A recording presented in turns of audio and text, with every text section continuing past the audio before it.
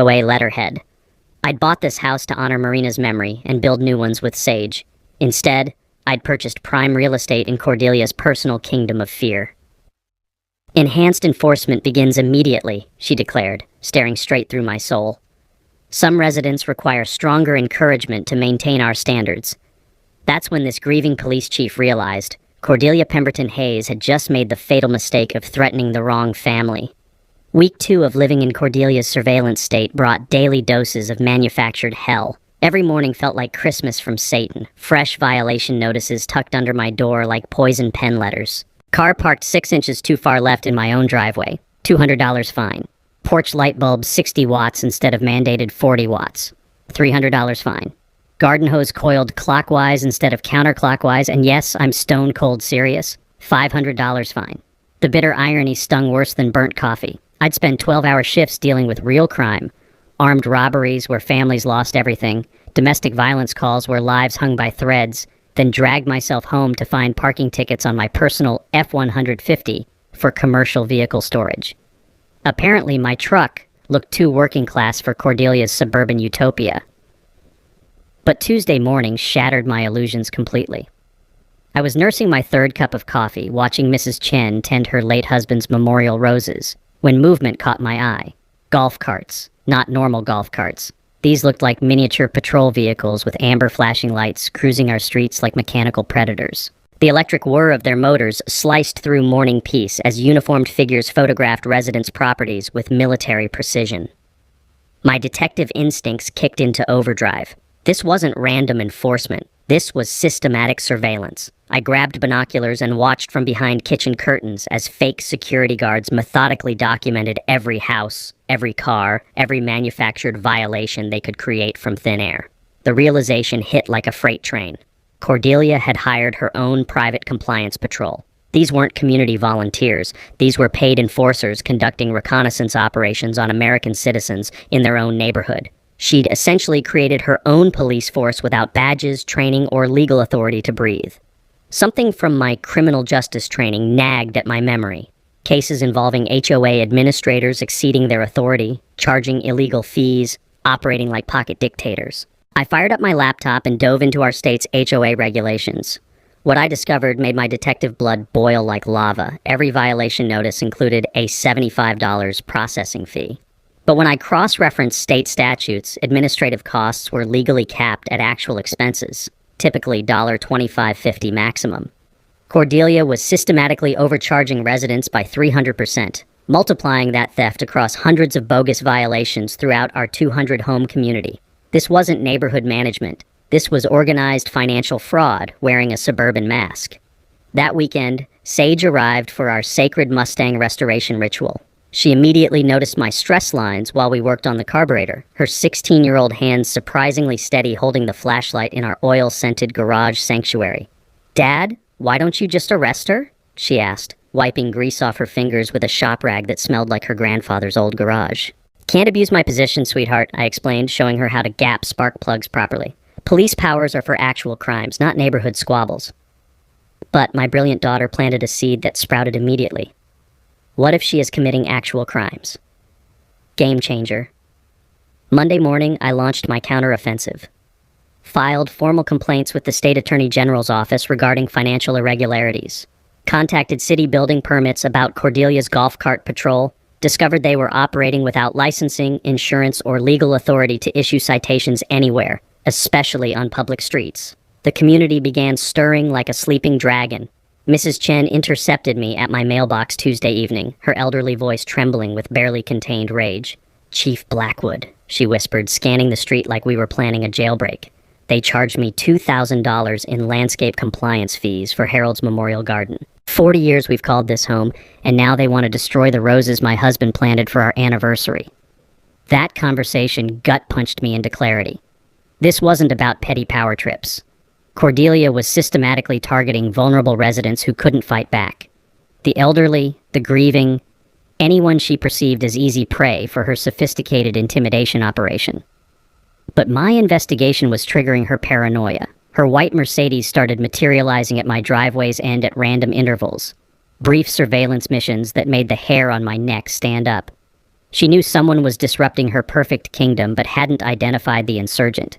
Our neighborhood's peaceful soundtrack transformed into something sinister. The ominous whir of golf cart motors patrolling at dawn, the rustle of citation papers slipping under doors like financial death sentences wrapped in legal language. One thing crystallized like winter ice. Cordelia Pemberton Hayes was about to learn that some people don't break under pressure, especially when that person carries real authority and has nothing left to lose except the memory of his wife's final dream.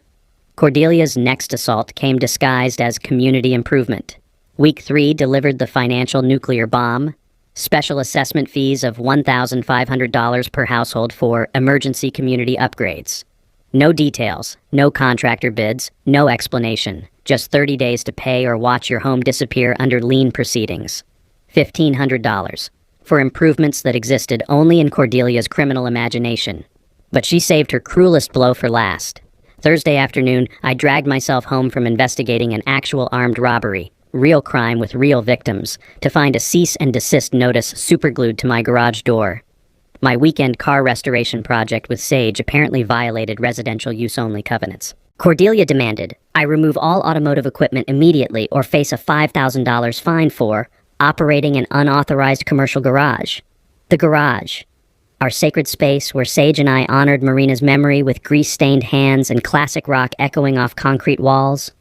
Where my daughter learned that broken things could be beautiful again with patience and love. Cordelia wanted to destroy that sanctuary too. Standing in that oil-scented garage, surrounded by Marina's favorite tools and Sage's laughter-filled memories, something inside me shifted from professional interest to personal war. That evening, while reviewing Cordelia's violation photos under harsh fluorescent light, I spotted something that made my detective blood freeze. Reflections in my kitchen window. Telephoto lens reflections captured accidentally in her surveillance shots. This woman was photographing residents through their windows, documenting private moments to manufacture violations like some suburban voyeur. I speed-dialed Detective Riley Thornton, my most trusted officer and part-time private investigator. Riley had 20 years of surveillance experience and a personal hatred for criminals who targeted families. Chief, you're describing systematic stalking with federal privacy implications, Riley growled after reviewing my evidence. This isn't HOA enforcement. This is criminal harassment with a legal facade. Want me to help destroy this wannabe dictator? Riley's expertise transformed my amateur investigation into a professional operation. We installed discreet counter-surveillance around my property, turning Cordelia's own tactics against her. Within 48 hours, we had crystal-clear footage of her telephoto work. Criminal privacy violations that would make federal prosecutors salivate. But our real breakthrough came from studying her golf cart patrol's ticket writing activities. I remembered a case from my rookie patrol days where private security overstepped their authority, thinking uniforms gave them police powers. The pattern was identical. Cordelia's carts were issuing citations on public streets, which only licensed law enforcement could legally do. Every ticket they wrote was impersonating police officers. Felony charges that carried serious prison time. My investigation was creating an underground resistance movement. Mrs. Chen, emboldened by seeing someone fight back, introduced me to other victims. Veteran Hank Morrison, fined for displaying his American flag improperly. Apparently, patriotism violated Cordelia's aesthetic standards. Young couple Jasper and Dakota Williams charged $800 because their toddler's sidewalk chalk art was visible from the street. Sidewalk chalk. $800 for a 3-year-old's rainbow drawings. Cordelia's financial warfare reached its crescendo with my latest invoice. $3,200 in accumulated fines, payable at $400 monthly for 8 months or immediate lien proceedings. Against the house I'd bought with Marina's life insurance money, the last physical piece of our 23-year love story. That night, breathing in the familiar cocktail of WD-40 and memories, I made the decision that would end this nightmare permanently. Riley helped me install professional-grade hidden cameras, law enforcement quality surveillance that would capture every illegal act in high-definition detail. Within 1 week, we struck evidence gold. Video of Cordelia's patrol illegally entering private driveways, peering through garage windows, photographing personal property without consent, criminal trespassing with intent to harass, felony charges that would stick like superglue in court. I quietly contacted the district attorney's HOA fraud division, specialists I'd collaborated with on previous cases. Their revelation chilled me to the bone. Cordelia's special assessments constituted theft by deception under state law if funds weren't used as promised. Her entire operation was flirting with organized crime statutes. The mechanical click of telephoto camera shutters became our neighborhood's dawn chorus of terror. Cordelia conducted her stalking sessions at sunrise, when decent people were drinking coffee and preparing for honest work. That predatory clicking echoed off houses like a hunter marking prey. But every photograph was another felony charge. Every illegal citation was federal evidence. Every privacy violation was another year added to her eventual prison sentence. Cordelia thought she was terrorizing a broken widower who'd cave under financial pressure. She had no idea she was being methodically hunted by someone who built airtight criminal cases for a living. She was about to learn that grief hadn't weakened me. It had transformed me into something infinitely more dangerous. A patient, furious police chief with nothing left to lose except the promise I'd made to Marina's memory. By week 4, Cordelia realized she wasn't fighting a grieving widower. She was battling organized resistance.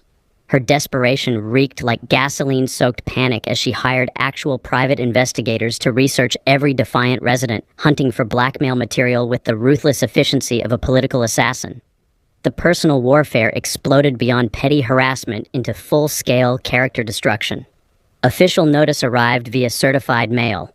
My property would be liened within 72 hours unless I paid $4,800 in accumulated fines. That number had mysteriously multiplied through compound penalty clauses, buried in legal fine print that would embarrass loan sharks. But here's where Cordelia's arrogance became her fatal miscalculation. When her investigators discovered I was the police chief, any rational criminal would have retreated faster than a vampire from sunrise. Instead, she doubled down with calculated legal warfare that revealed the bottomless depths of her sociopathic ambition. This woman actually believed she could intimidate a cop into submission. Her next move confirmed complete detachment from reality. Cordelia announced compliance hearings for all resistant residents, show trials where her puppet board would play judge, jury, and executioner. She threatened immediate foreclosure proceedings against anyone refusing to grovel before her suburban tribunal. Mrs. Chen's summons arrived the same day as Hank Morrison's and the Williams families. The message blazed crystal clear. Submit to public humiliation or watch your homes disappear into Cordelia's legal meat grinder. While she orchestrated her courtroom theater, I was methodically building a federal case that would transform her previous crimes into footnotes. Working through back channels with the DA's white-collar division, I uncovered the game-changing truth. Cordelia had been systematically looting HOA accounts for over 2 years. Those emergency assessments weren't funding community improvements. They were flowing like stolen rivers into personal bank accounts she controlled across multiple states. This wasn't neighborhood management. This was organized theft wrapped in suburban respectability. My federal law enforcement training recognized the pattern immediately from white-collar crime seminars. HOA fraud followed predictable blueprints: manufactured violations, illegal fee structures, embezzled funds, and witness intimidation campaigns. Cordelia was methodically checking every box on the federal prosecution's most wanted list. She'd scheduled my compliance hearing as her grand finale, a public execution designed to decapitate the resistance movement. Her preparation included character assassination files suggesting I was mentally unstable from grief, possibly self-medicating with alcohol. Pure fiction crafted to justify her harassment campaign and destroy my professional reputation. But that Saturday evening, while Sage helped organize evidence in our sacred garage, my brilliant daughter made the discovery that demolished Cordelia's entire house of lies. The familiar blend of motor oil and her vanilla lip gloss filled the air as she methodically sorted violation notices with teenage precision that would have impressed FBI investigators. "Dad, something's seriously wrong here," she said, comparing 3 citations side by side under the harsh fluorescent light. "These violation codes don't exist anywhere in the actual HOA documents." My daughter had just cracked the con of the century. I immediately cross-referenced every violation Cordelia had issued against our community's official governing documents. 60% of her citations referenced completely fabricated rules she'd invented to legitimize her extortion empire. Armed with this revelation, I reviewed my surveillance footage with fresh eyes. Cordelia's enforcement team had escalated from photography to outright burglary, illegally entering residents' backyards to manufacture violations through criminal trespassing. The predatory creak of backyard gates opening at dawn had replaced our neighborhood's peaceful morning soundtrack with the sound of systematic breaking and entering. But the most devastating discovery came from diving deeper into state corporate records. Cordelia had never properly filed her board elections with the Corporation Commission. Her entire authority structure was legally worthless. Every fine, every violation, every threat she'd issued was backed by absolutely zero legitimate power. She was essentially a suburban con artist who'd convinced 200 families she possessed authority that had never legally existed. I discreetly contacted neighboring departments, sharing intelligence about her fake enforcement operation. The pattern that emerged made my investigative instincts roar with satisfaction. Similar fraud complaints across 3 counties, identical tactics, same sophisticated legal manipulation disguised as community management. This wasn't isolated neighborhood terrorism. This was an organized criminal enterprise operating across state lines with federal implications that would dominate news cycles. Late nights at the station became my war room, the bitter smell of burnt coffee mixing with the satisfaction of assembling prosecution folders that read like organized crime indictments. Every document added weight to evidence boxes that would soon become Cordelia's prison sentence. The woman who'd tried to steal my family's last connection to Marina was about to face something she'd never encountered. A police chief who specialized in building cases that federal prosecutors loved to prosecute. Cordelia Pemberton Hayes had terrorized the wrong family. Now she was about to discover that some people fight back with indictments, not angry letters. The moment that shattered Cordelia's world came at 2:47 a.m. on a Tuesday, buried in financial documents that could cure chronic insomnia. I was slumped over my kitchen table, drowning in coffee-stained HOA records and bank statements, when I discovered the evidence that would send Cordelia to federal prison for decades. Forged signatures, dozens of them spanning 2 years of financial documents. Not just embezzlement, systematic document fraud across multiple banks, multiple states, multiple federal jurisdictions that would make organized crime bosses envious. Every emergency assessment, every community improvement fund, every administrative fee had been authorized by signatures belonging to board members who'd never seen the paperwork, never attended the meetings, never agreed to rob their neighbors blind. The criminal empire's scope made my investigative instincts roar with satisfaction. Over $200,000 in stolen funds flowing through a spider web of shell corporations, fake business accounts, and interstate wire transfers. This wasn't neighborhood corruption. This was federal racketeering that would dominate headlines and ruin lives permanently. But discovering Cordelia's twisted motivation was like peering into the abyss of human greed. Her real estate empire had collapsed during the recession, leaving her hemorrhaging money and desperate for income. She'd systematically infiltrated HOA boards across 3 counties, weaponizing her positions to generate personal revenue while orchestrating foreclosures on properties she could steal and flip for massive profit. It was brilliant, methodical, and absolutely evil.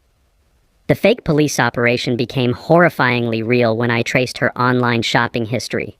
Cordelia had been purchasing realistic law enforcement badges, official-looking identification cards, and professional uniform accessories from costume suppliers and private security vendors.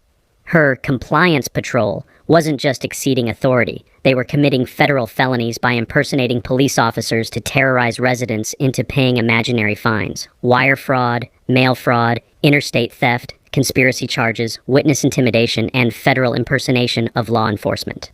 The woman had built herself a legal nightmare, one felony at a time.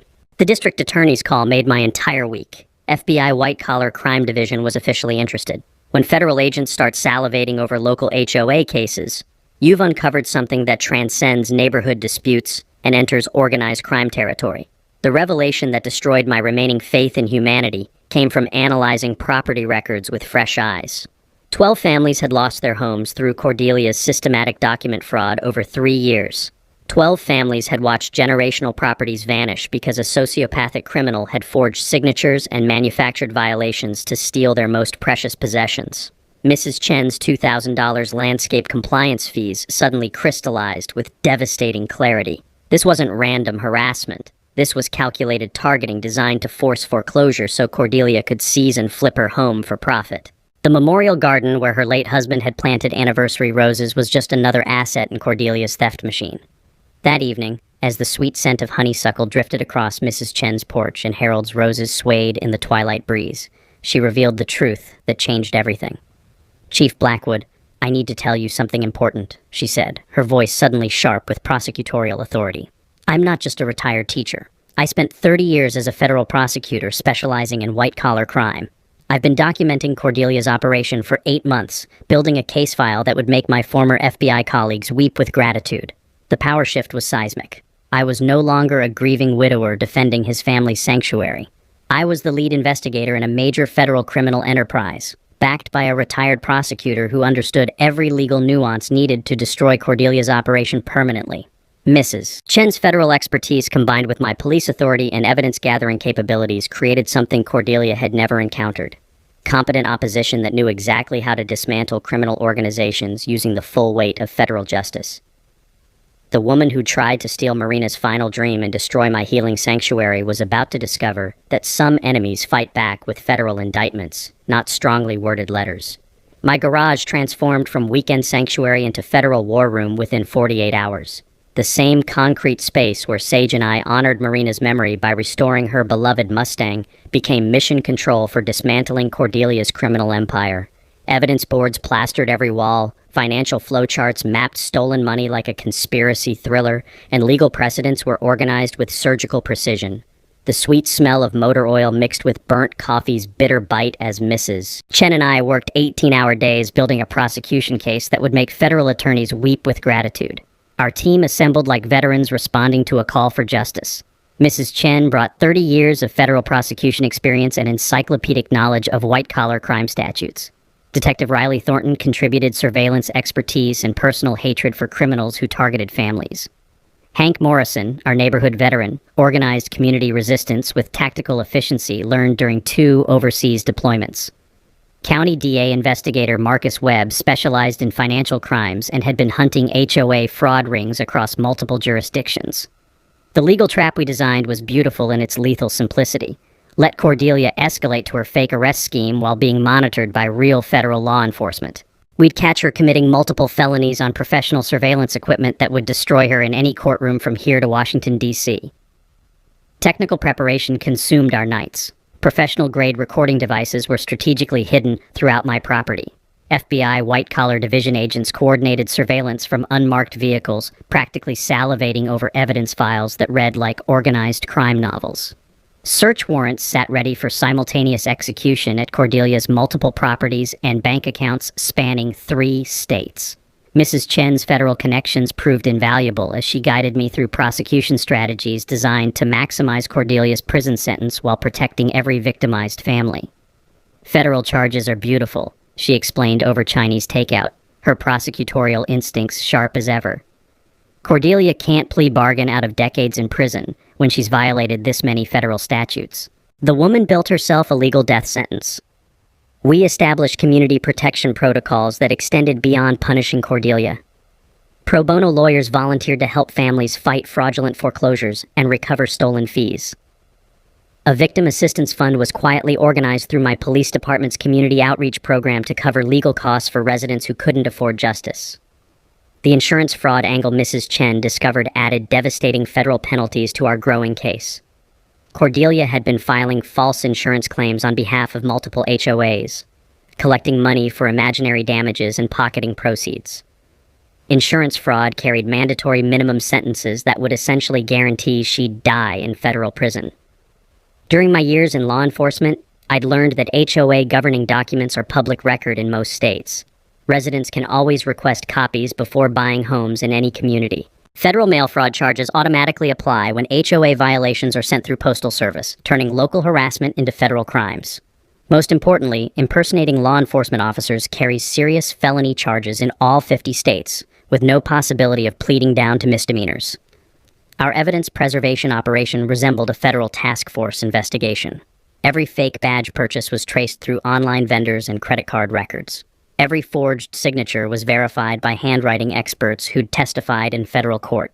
Every stolen dollar was tracked through forensic accounting that would impress Treasury investigators. The timing had to be perfect. We needed Cordelia to commit her fake arrest performance while federal agents documented every criminal act, creating undeniable evidence that no defense attorney could spin or explain away.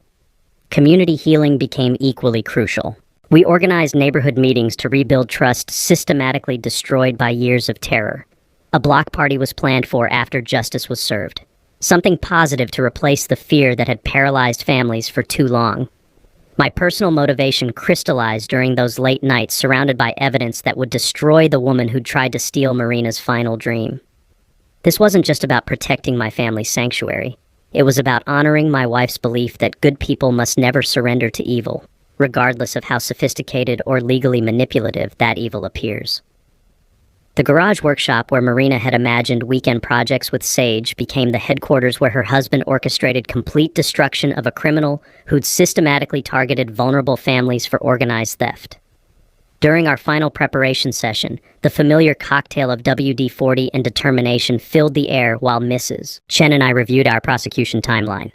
Every piece of evidence was chronologically organized. Every witness was prepared and ready. Every federal charge was documented with supporting materials that would make conviction absolutely inevitable. The warm yellow light illuminating Marina's dreamed-of workspace now spotlighted legal documents that would deliver justice for 12 families who'd lost their homes to Cordelia's sophisticated theft operation.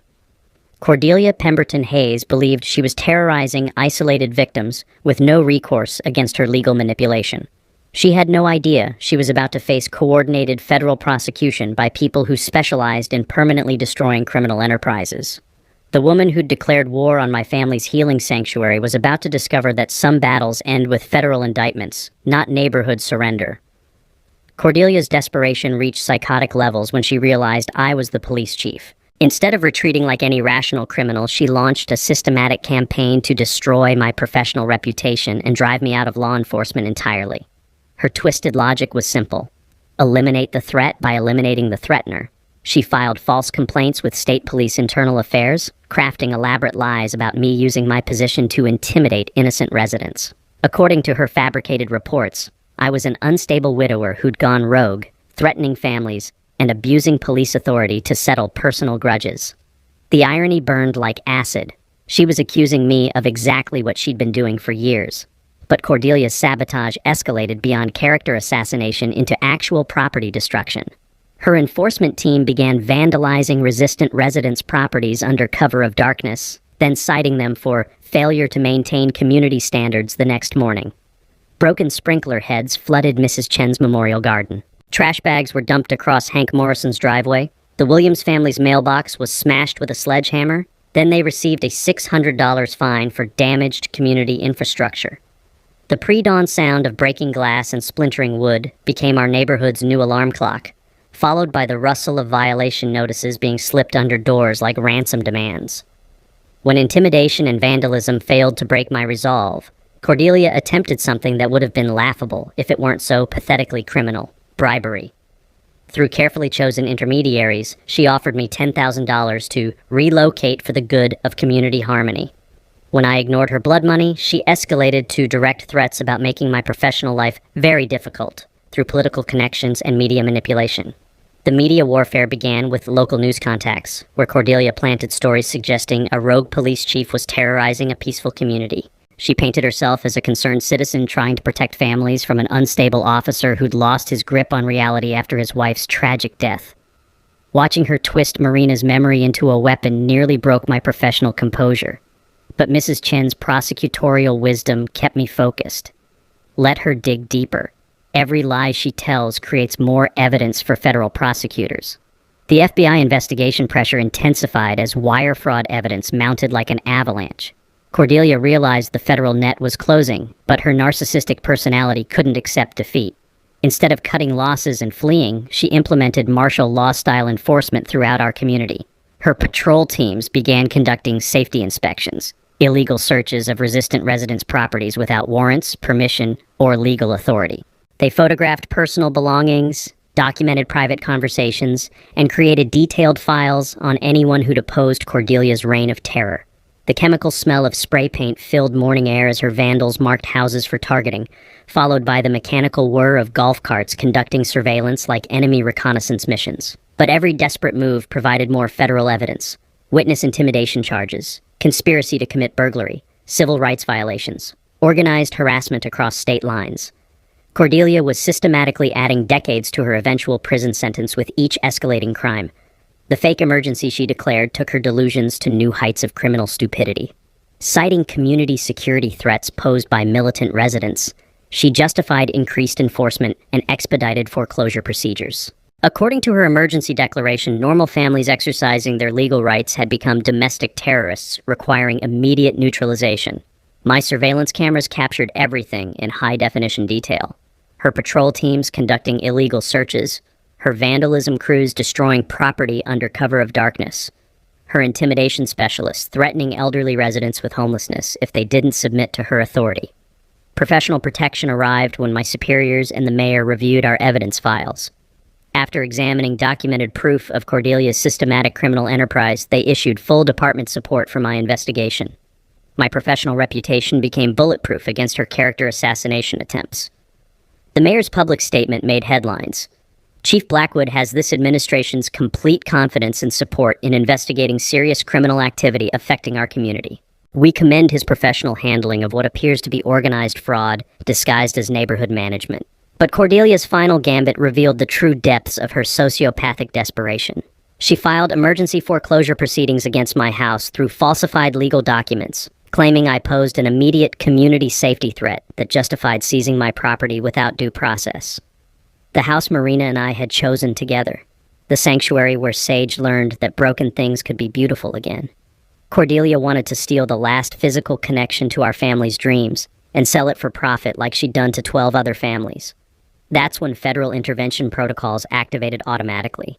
Attempting to steal a police chief's home through document fraud while under federal investigation qualified as obstruction of justice with witness intimidation enhancements. The sound of Cordelia's world collapsing was deafening and music to my ears. Every photograph she took became evidence of stalking. Every illegal citation became federal mail fraud. Every privacy violation became another year in federal prison. The woman who'd thought she could intimidate a grieving widower was being systematically destroyed by someone who understood that patience and evidence always defeat desperation and crime. Cordelia's endgame arrived like a badly scripted crime drama, but with real handcuffs and federal consequences. Her final gambit was hiring professional actors with realistic police uniforms to arrest me for multiple community violations and threatening behavior toward residents. She descended so far into criminal delusion that she believed fake cops could intimidate a real police chief into submission. The irony was breathtaking, and about to become her legal destruction. Professional coordination transformed my neighborhood into a federal sting operation. Real backup officers positioned themselves invisibly around surrounding houses. Body cameras active, federal agents monitoring communications from unmarked surveillance vehicles. Every word, every action, every criminal choice Cordelia made would be documented in courtroom-quality evidence.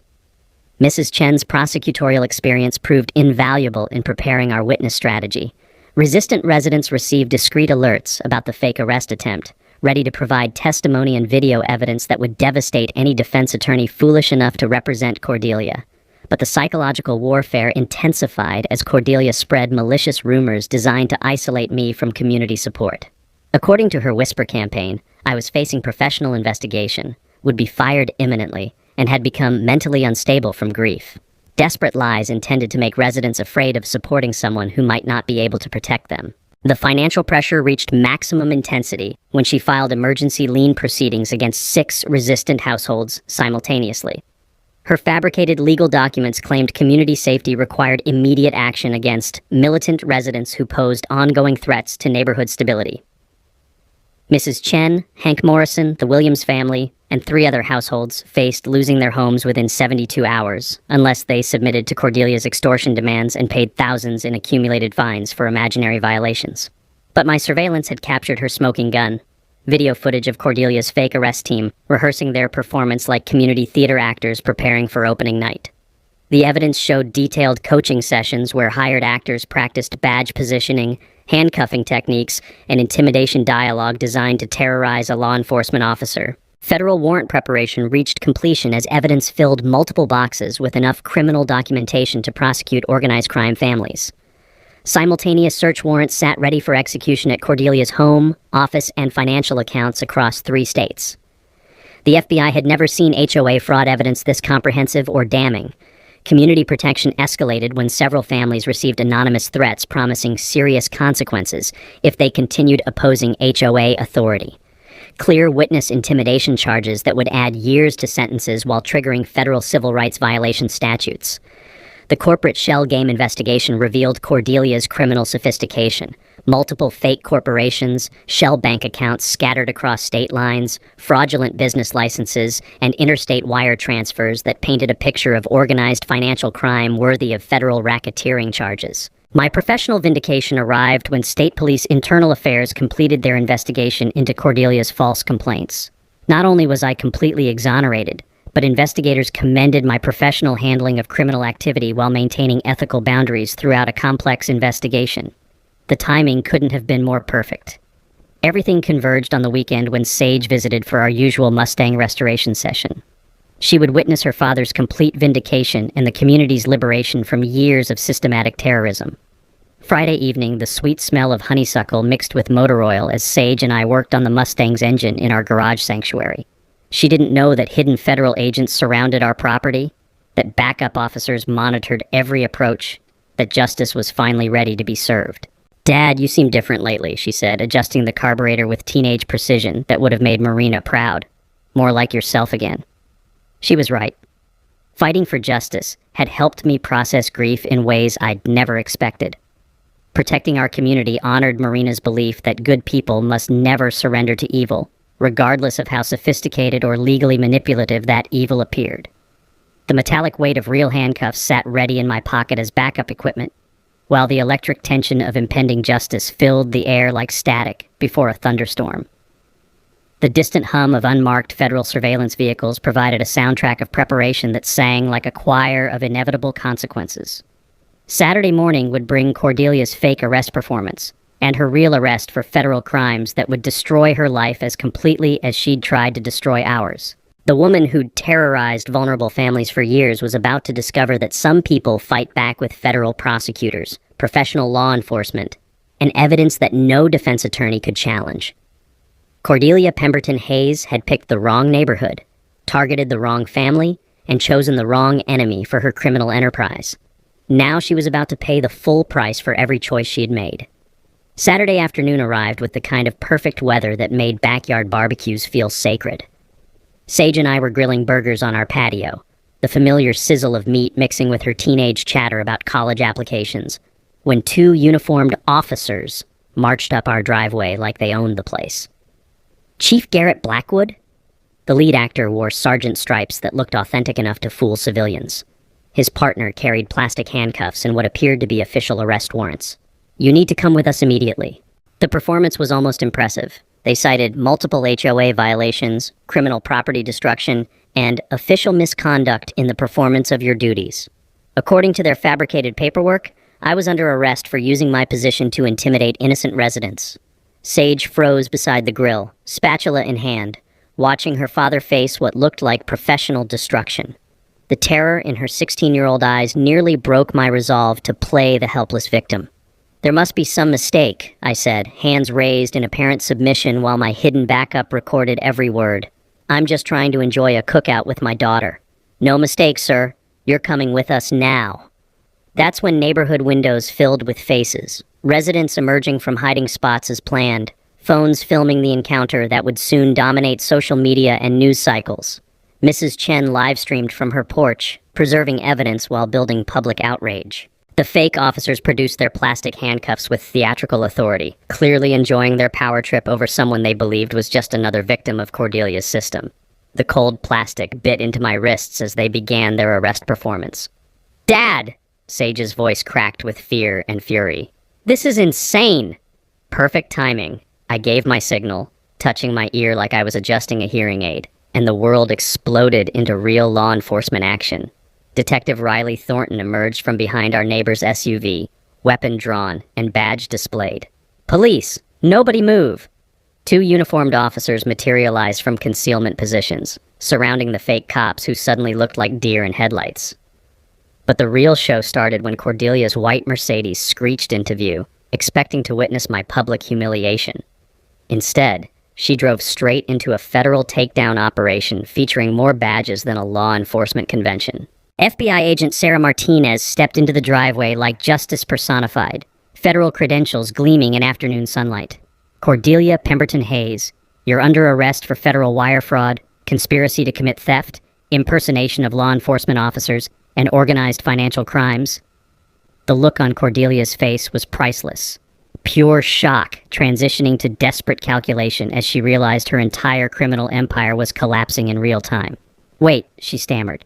"This is just a neighborhood dispute. These people are—" "Ma'am, you have the right to remain silent," I interrupted, producing my real badge and displaying it for the growing crowd of witnesses.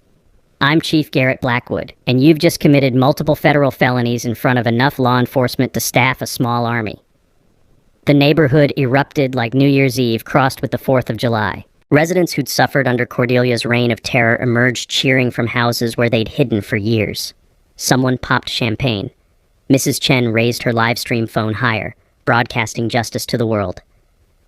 "This is impossible," Cordelia whispered as federal agents snapped real handcuffs onto her wrists.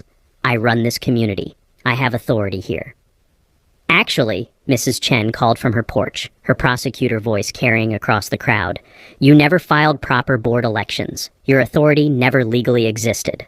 Local news crews arrived exactly on schedule, capturing Cordelia's perp walk and interviewing residents about years of systematic harassment and financial fraud. The story would lead every newscast and dominate social media for weeks. Federal agents executed simultaneous search warrants at Cordelia's multiple properties, discovering $180,000 in stolen HOA funds, fake badge manufacturing equipment, and files documenting organized fraud across multiple counties. Her fake officers and patrol team members were arrested in coordinated operations that stretched across 3 jurisdictions.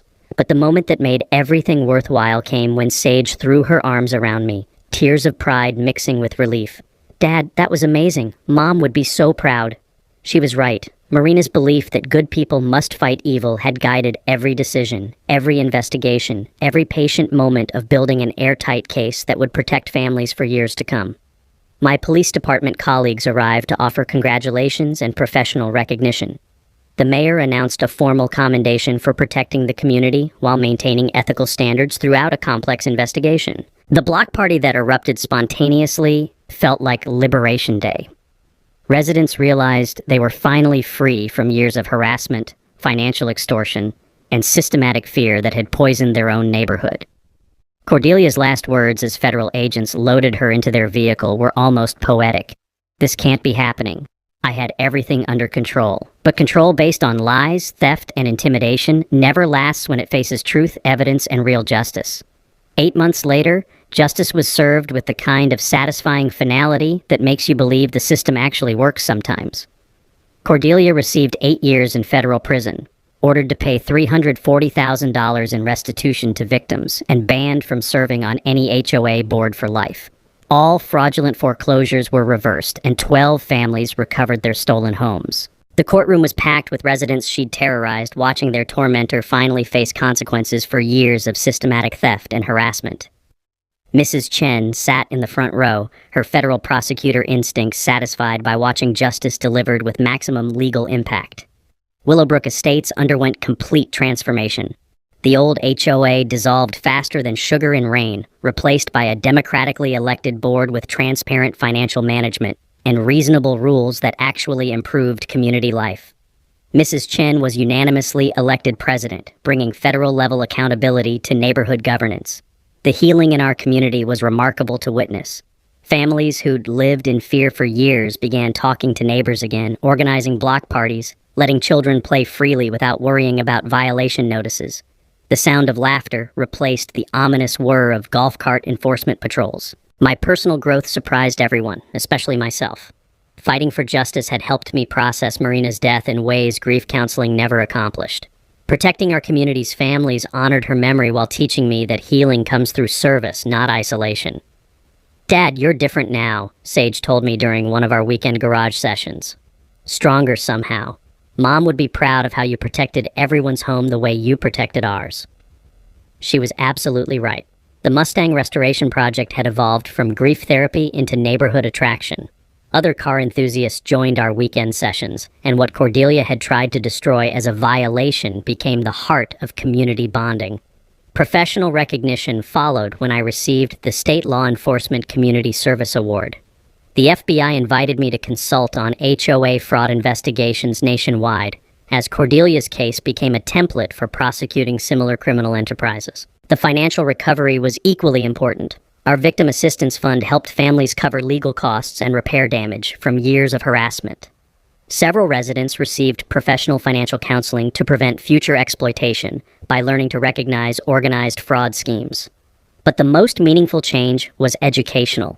I partnered with the State Attorney General's office to create an HOA fraud awareness program, teaching residents their legal rights and how to spot illegal enforcement tactics. The program now operates in 12 states, protecting thousands of families from Cordelia-style criminals. Our community established annual Community Protection Day, a free legal clinic combined with HOA rights education and neighborhood safety planning. What started as our victory celebration became a model for other communities fighting similar fraud. The scholarship program we created using recovered HOA funds honored Marina's memory perfectly. The Marina Blackwood Memorial Scholarship supports criminal justice students focusing on community protection, ensuring her belief in fighting for justice continues, inspiring future generations. Knowledge I'd gained through this nightmare became valuable for every homeowner. Always request detailed HOA financial audits and board meeting minutes before buying property. Research your state's specific laws regarding fee limitations and enforcement procedures. Many HOAs operate beyond their legal authority because residents don't know their rights. Most importantly, document everything and never face HOA disputes alone. Organized resistance is infinitely more effective than individual complaints. 3 other states contacted me to investigate similar fraud schemes based on precedents established in Cordelia's prosecution. Her criminal enterprise had inspired copycat operations that federal authorities were now systematically dismantling using our evidence-gathering techniques. The personal healing was the greatest victory. I realized this experience had taught me that protecting community was Marina's final gift, showing me purpose beyond grief, meaning beyond personal loss. Her dream of a peaceful retirement home had evolved into something greater, a neighborhood where families felt safe and protected. The transformation was complete 1 year later during our community's first annual Protection Day celebration. Sunset painted the sky in shades of hope, while families gathered for barbecue and fellowship in our shared spaces. Sage taught neighborhood kids about car engines under the hood of our restored Mustang. Mrs. Chen shared legal advice over lemonade and stories that made everyone laugh. Hank Morrison's American flag flew proudly on his properly decorated porch, no longer a violation but a symbol of freedom from tyranny. The sound of children's laughter filled spaces where fear once ruled, while porch lights glowed warmly without anyone measuring their wattage. The sweet scent of genuine community cookout mixed with honeysuckle from Mrs. Chen's memorial garden, where Harold's roses bloomed more beautifully than ever. The satisfied crunch of gravel under feet walking freely in their own neighborhood replaced the predatory whir of enforcement patrols. But the most powerful moment came when new residents asked about our community's safety and happiness. We could honestly tell them they were moving into a neighborhood that had faced evil and chosen to fight back with law, evidence, and unity. Cordelia Pemberton Hayes thought she could